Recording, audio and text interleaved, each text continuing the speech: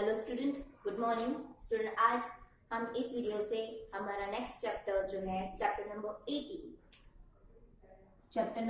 18 body fluid and circulations, body fluid and circulations के बारे में हम बात करेंगे। तो स्टूडेंट, हमने जब ह्यूमन फिजियोलॉजी मेन जो टॉपिक स्टार्ट किया था, राइट, उसमें हमने डिस्कस किया था कि जो ह्यूमन बॉडी के अंदर जो नॉर्मल सारी प्रोसेसेस होती है उसके अंदर हम डिस्कस करेंगे। उसमें हमने फर्स्ट डिस्कस किया चैप्टर की जिसमें digestion and absorption, right. Then आगे वाले चैप्टर्स में हमने रेस्पिरेशन प्रोसेस के बारे में डिस्कस किया। तो स्टूडेंट, डाइजेशन प्रोसेस होने के बाद जो भी सब्सटेंस होंगे, न्यूट्रिएंट होगा, वो ट्रांसपोर्ट किसके थ्रू होगा, राइट, तो बॉडी फ्लूइड के थ्रू। देन रेस्पिरेशन प्रोसेस के थ्रू जो ऑक्सीजन ट्रांसपोर्ट होता है, CO2 ट्रांसपोर्ट होता है, वो किसके थ्रू होगा, तो वो बॉडी फ्लूइड के थ्रू होगा, राइट। तो हमारे बॉडी में जो बॉडी फ्लूइड है जो किस तरह से वर्क कर रहा है, क्या है उसके अंदर, उसके बारे में हम इस चैप्टर में डिस्कस करेंगे, राइट। तो स्टूडेंट, हम सर्कुलेशंस के बारे में बात करें तो हमने आगे chapter number 4 classifications of animals में देखा था कि जो लोअर लेवल ऑफ एनिमल्स होते हैं, राइट, जैसे कि स्पॉन्जिस, राइट। तो स्पॉन्जिस में आपने देखा था कि जो transportation of nutrition through the water vesicular system की जो लोअर लेवल ऑफ ऑर्गेनिजम्स थे उसके अंदर ब्लड नहीं था, ब्लड वेसल्स नहीं थी, ऐसा कुछ नहीं था। दैट टाइम उसके अंदर क्या था, तो वाटर्स बॉडी पोर्स के थ्रू अंदर आते हैं, जिसके साथ न्यूट्रिशन आता है वो कैप्चर कर लेता है और बाकी वाटर बाहर निकल जाता है, राइट। तो वाटर के थ्रू ट्रांसपोर्टेशन होता है। तो यहाँ पे हम ह्यूमन बीइंग के बारे में बात करें तो ह्यूमन बीइंग के अंदर क्या होता है, specialized types of body fluid है। That body fluid is known as a blood and another fluid is lymph, right. तो यहाँ पे हम इस चैप्टर में जो ये blood, right, body fluid, blood and lymph के बारे में डिस्कस करेंगे, ओके। तो स्टूडेंट, हमने ब्लड के बारे में आगे थोड़ा देखा था कि blood is specialised types of fluid connective tissue, right. Blood जो है एक फ्लूइड कनेक्टिव टिश्यूज है, एक टिश्यूज है जो कि कौन से फॉर्म में है, फ्लूइड फॉर्म में है, राइट। हम ब्लड के बारे में बात करें तो ब्लड जो है दो चीज से बना होता है, one is plasma and another is formed element, right. First हम स्टूडेंट प्लाज्मा के बारे में बात करें तो प्लाज्मा जो है, राइट, वो स्ट्रॉ कलर में होता है, right, straw in colour. Plasma में आप देखो, राइट, तो प्लाज्मा 55% जितना स्टूडेंट ब्लड जो है, राइट, ब्लड में 55% ऑफ दिस प्लाज्मा होता है और 45% होते हैं फॉर्म्ड एलिमेंट। 55% में स्टूडेंट आप देखो तो प्लाज्मा का कलर कैसा है, स्ट्रॉ कलर। देन प्लाज्मा की बात करें तो प्लाज्मा में 97% ऑफ वाटर एंड बाकी का जो 6 to 8% है वो है प्रोटीन, ओके। प्लाज्मा में क्या है, 97% of water and 6 to 8% protein है। स्टूडेंट, हम इसमें प्रोटीन के बारे में बात करें तो प्रोटीन में होगा जो है fibrinogen, albumin, then globulin proteins are present into this plasma, right। अब यहाँ पे स्टूडेंट हम सारे प्रोटीन्स के फंक्शन के बारे में बात करें तो फाइब्रिनोजन प्रोटीन का काम होता है क्लोटिंग करना। क्लोटिंग यानी कि जब हम अपने फील क्या होगा कि जब हम कुछ कट जाए या गिर जाए तो ब्लड निकल आता है, कुछ टाइम के बाद वो अपने आप सूख जाता है। तो स्टूडेंट, को अपने आप नहीं सूखता है क्योंकि हमारे ब्लड में ऐसे स्पेशलाइज्ड टाइप्स ऑफ प्रोटीन है जो कि उसे क्लोट करने का काम करते हैं और वो कौन से है, तो फाइब्रिनोजन। देन एल्ब्यूमिन जो होता है वो ऑस्मोटिक प्रेशर ऑफ दिस, हमारे बॉडी फ्लूइड का जो ऑस्मोटिक प्रेशर होता है उसे रेगुलेट करने का काम करता है। देन ग्लोब्यूलिन जो होता है वो प्रोटेक्शन देने का काम करता है, ओके। प्रोटेक्शन जो हमारी इम्यूनिटी होती है, राइट, उसके इम्यूनिटी प्रोवाइड करने में काम करेगा हमारे एंटीबॉडी के साथ, राइट। तो 6 to 8% में फाइब्रिनोजन, एल्ब्यूमिन, ग्लोबुलिन जैसे प्रोटीन्स है, राइट। इसके अलावा आप देखो तो sodium, calcium, magnesium, chloride, right, SU3- जैसे एलिमेंट्स है। साथ ही साथ आप देखो तो amino acids, sugar, right, amino acid, sugar, fat, यानी कि तो लिटिल बिट जो फैट मॉलिक्यूल्स होते हैं वो भी इसके अंदर प्रेजेंट आपको देखने को मिलेंगे। ओके, तो ये हुआ प्लाज्मा। ओके स्टूडेंट, तो प्लाज्मा क्लियर है आपको कि ब्लड जो होता है 55% of the blood form a plasma, right. Plasma एक फ्लूइड है जो कि जिसमें आप देखोगे तो 97% वाटर ही है, 6 to 8% में आपको protein, then elements, then amino acid, then sugar जैसे अनदर मॉलिक्यूल्स देखने को मिलेंगे। प्रोटीन में कौन से? फाइब्रिनोजन, एल्ब्यूमिन एंड ग्लोबुलिन जैसे प्रोटीन देखने को मिलेंगे। ओके, और हर एक का अपना एक फंक्शन है। क्लियर? अब हम यहाँ पे स्टूडेंट एक चीज याद रखना, आपने सीरम वर्ड सुना होगा कि सीरम बनाई जाती है, तो प्लाज्मा विदाउट प्रोटीन। अगर समझो कि ये क्या निकाल दिया, ये 3 चीज में से प्रोटीन को रिमूव कर दिया, तो बाकी का जो कंटेंट बना उसे हम कहेंगे सीरम, राइट। तो plasma without serum, right, blood plasma without protein known as serum. ध्यान रखना, ओके। सीरम किसे कहते हैं? तो ब्लड में जो प्लाज्मा होता है, प्लाज्मा में से प्रोटीन रिमूव कर दिया जाए और बाकी का जो पोर्शन बनता है उसे हम कहेंगे सीरम। क्लियर? अब स्टूडेंट हम स्टार्ट करते हैं फॉर्म्ड एलिमेंट। तो स्टूडेंट फॉर्म्ड एलिमेंट के बारे में हम बात करें तो फॉर्म्ड एलिमेंट के अंदर होता है erythrocytes, then another is erythrocytes and leukocytes, right? Leukocytes. Student, erythrocytes means RBC and leukocyte means WBC. RBC means red blood corpuscles, okay? उसे corpuscles कहा जाता है। WB means white blood corpuscles, okay? Formed element में student erythrocytes, leukocytes and another one चीज होती है वो है प्लेटलेट्स। ओके, ये 3 चीज से फॉर्म्ड एलिमेंट बनते हैं। एरिथ्रोसाइट्स यानी कि आरबीसी, ल्यूकोसाइट्स यानी कि डब्ल्यूबीसी। इसका फुल फॉर्म आपको क्लियर है? फर्स्ट हम अब बात करते हैं आरबीसी के बारे में, राइट। इसे रेड ब्लड कॉर्पसल्स क्यों कहा जाता है? Because it have a red colour of pigment known as a haemoglobin, right. इसके अंदर रेड कलर का पिगमेंट है जिसे हम हीमोग्लोबिन कहेंगे, जबकि स्टूडेंट डब्ल्यूबीसी के अंदर हीमोग्लोबिन एब्सेंट होगा, so that it's a white blood cells. Okay, यहाँ पे स्टूडेंट हम बात करें तो ह्यूमन बीइंग में जो रेड ब्लड सेल होता है devoid of nucleus, devoid nucleus यानी कि न्यूक्लियस इसके अंदर एब्सेंट होता है। जबकि हम डब्ल्यूबीसी के बारे में बात करें तो white blood possess the nucleus, white blood के अंदर न्यूक्लियस होता है। ओके, देन आगे हम बात करें तो ये जो रेड ब्लड सेल्स है, राइट, इसकी एक नॉर्मल ह्यूमन बीइंग में कितना आपको देखने को मिलेंगे? तो 5 million to 5.5 million millimetre power by -3, right. जबकि ल्यूकोसाइट्स जो होते हैं वो 6000 टू 8000 मिलीमीटर पावर बाय -3 जितने आपको देखने को मिलेंगे, राइट।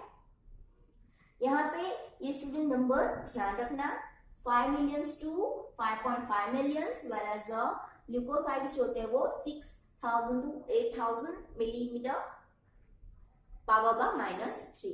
स्टूडेंट यहाँ पे आप देखो तो numbers of WBCs are lesser compare to the RBC, right.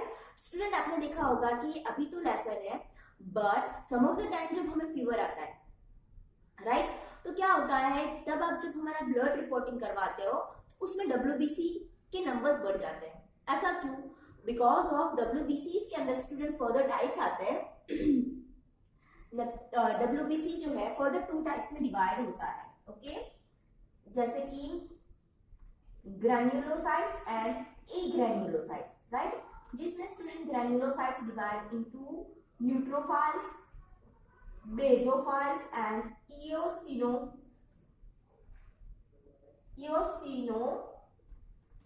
Right. ये 3 ग्रुप्स में होता है। और एग्रैन्युलोसाइट्स जो होता है लिम्फोसाइट एंड मोनोसाइट्स। ऐसे स्टूडेंट ये जो ल्यूकोसाइट्स है ये 2 पार्ट्स में डिवाइड है, और उसके भी फर्दर यहाँ पे 1, 2 एंड 3 टाइप्स ऑफ, और यहाँ पे 2 टाइप्स ऑफ देखने को मिलेंगे, राइट।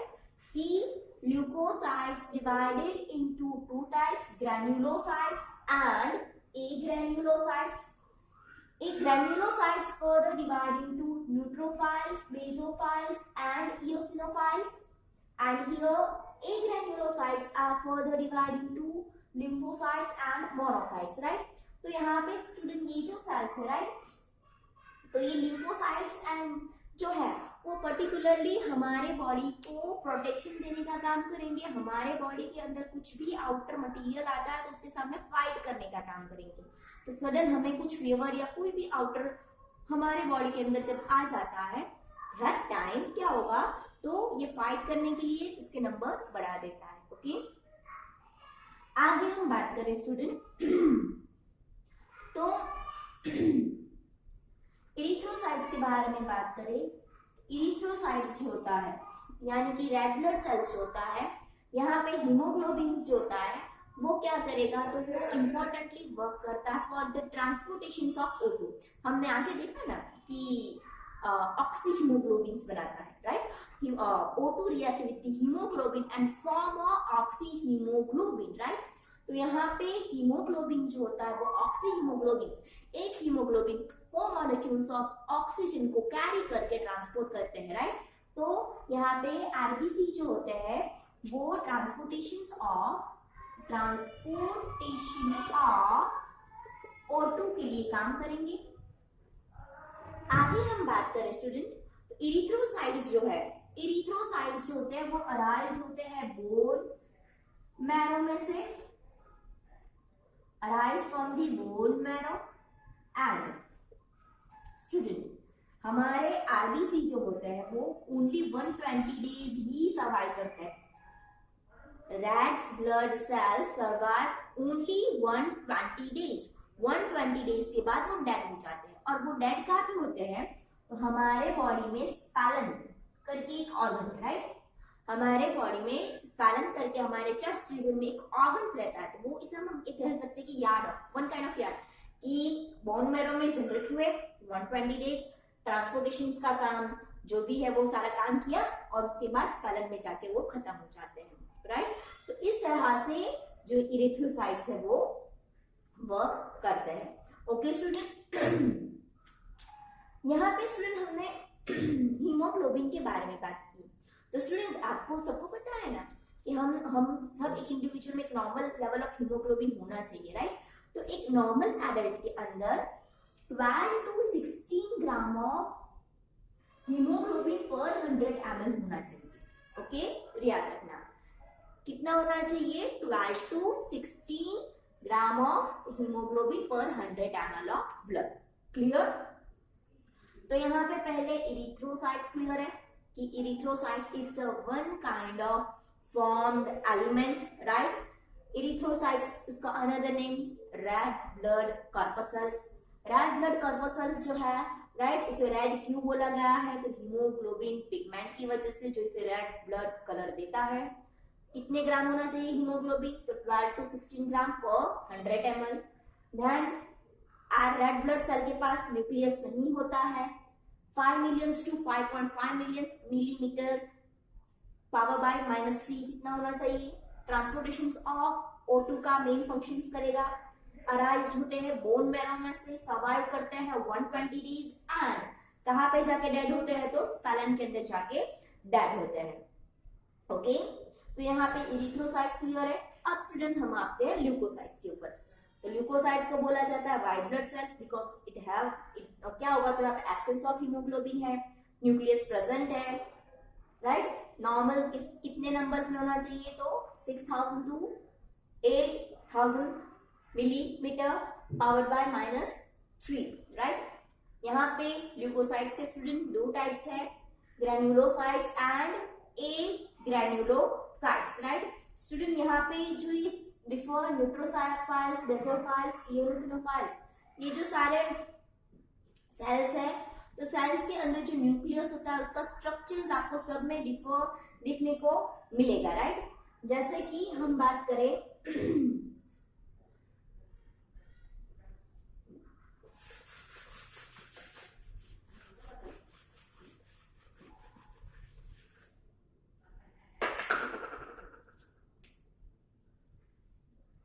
इस तरह से आपको स्ट्रक्चर ऑफ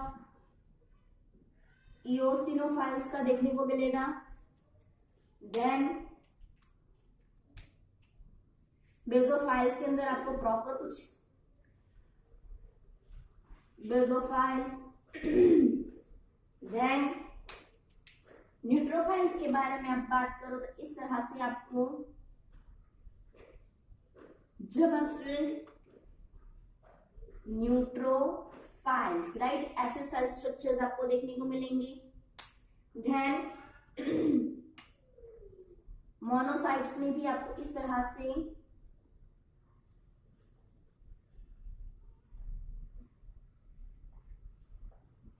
लिम्फोसाइट्स में स्टूडेंट हम बात करें तो फर्दर इस तरह से इसमें आपको स्टूडेंट को पर्टिकुलर यहाँ पे आप सिर्फ इओसिनोफाइल्स एंड न्यूट्रोफाइल्स, इसके अंदर आपको प्रॉपरली न्यूक्लियस का शेप देखने को मिलेगा। बाकी जो मोनोसाइट्स है, राइट, ये रहा मोनोसाइट्स, राइट, इसमें आपको स्पेशलाइज्ड टाइप्स ऑफ ऐसे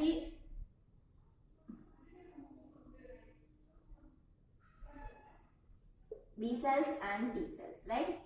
तो इओसिनोफाइल्स, बेसोफाइल्स एंड न्यूट्रोफाइल्स जैसे सेल्स जो कि इसके हैं, ग्रैन्युलोसाइट्स टाइप ऑफ ल्यूकोसाइट्स है। देन मोनोसाइट्स एंड ये दो जो है वो B cells and T cells यानी कि टाइप्स ऑफ। यहाँ पे स्टूडेंट ध्यान रखना कि lymphocytes are further divided into B type और T type, right. Lymphocytes, okay. तो यहाँ पे स्टूडेंट जो पर्टिकुलरली न्यूट्रोफाइल्स जो होते हैं, राइट, तो न्यूट्रोफाइल्स के बारे में हम बात करें तो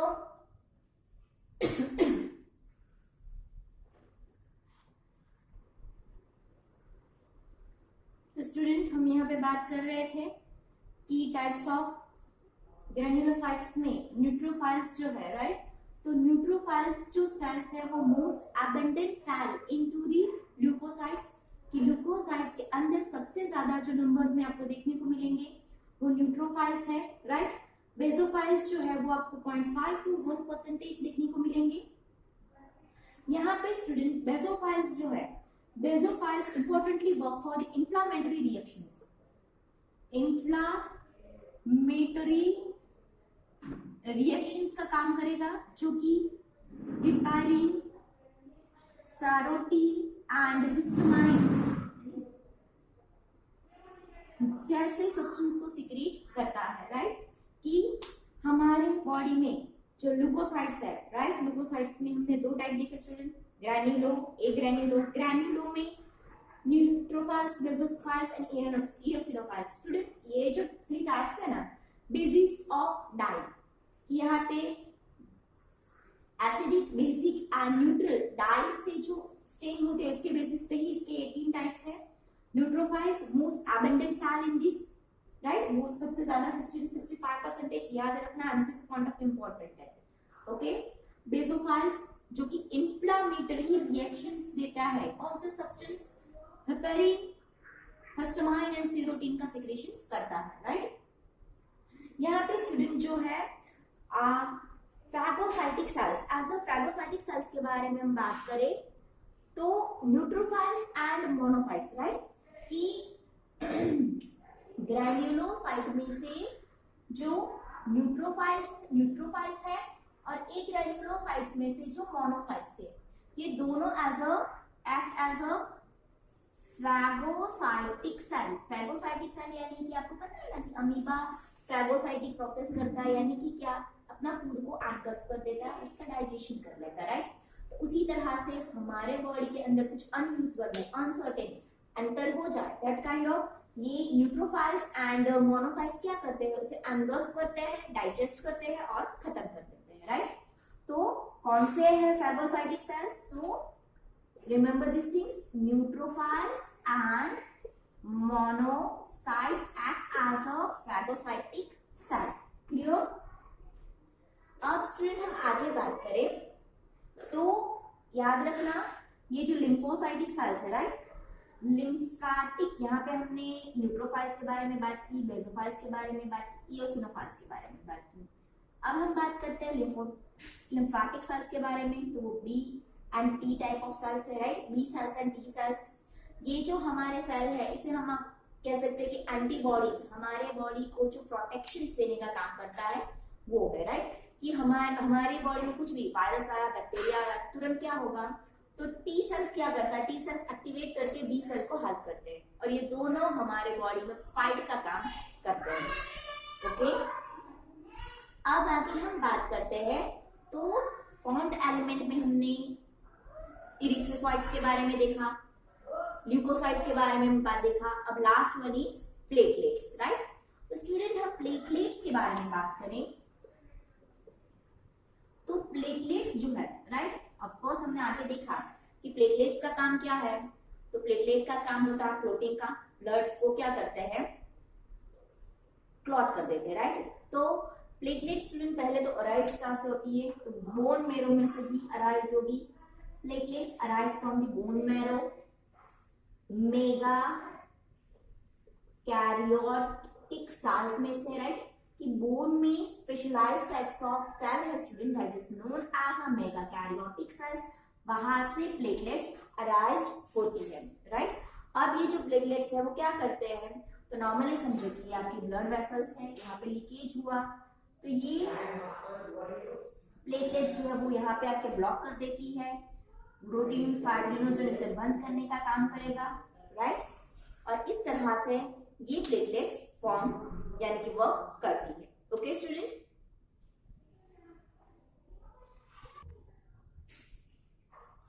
यहाँ पे स्टूडेंट हम बात करें तो platelets also known as a thrombocytes, right, उसे हम थ्रोम्बोसाइट्स कह सकते हैं, राइट, ओके। और नॉर्मली ये जो है 1,50,000 राइट टू 3,50,000 जितने आपको मिलीमीटर क्यूब जितने जो नंबर्स में प्लेटलेट्स आपको देखने को मिलेगी, राइट। नॉर्मली स्टूडेंट आपने देखा होगा कि डेफिशिएंसी ऑफ क्लोटिंग, तो सम ऑफ द पर्सन के अंदर आपने देखा होगा कि इजीली जो होता है ब्लड अगर कुछ कट जाए लग जाए इजीली क्लॉट नहीं होता, राइट।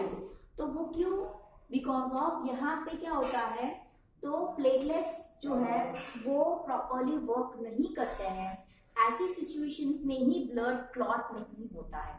बाकी ये प्लेटलेट्स का मेन फंक्शन होता है क्लॉटिंग का, जो भी ब्लड का लीकेज हो उसे स्टॉप कर देना, राइट।